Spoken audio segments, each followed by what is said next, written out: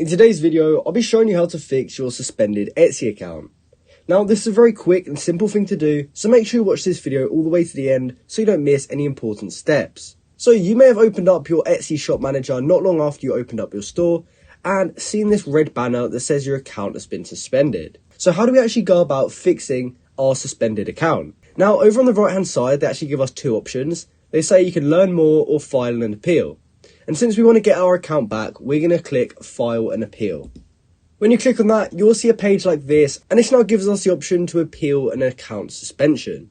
So the first thing you need to do is input your full legal name here, and then you want to choose the kind of items you sell from this list. From there, you can list all the locations where your current shop members are signing into your account, and you also want to say why you are appealing your account suspension. From there, they'll ask you a few more questions to make sure that you've addressed your suspension. So they give an example here like paying an overdue bill. So if your account was suspended for an overdue bill, you want to say that you have paid this bill. And in this section, you just want to say that you will make sure to keep on top of your finances in the future.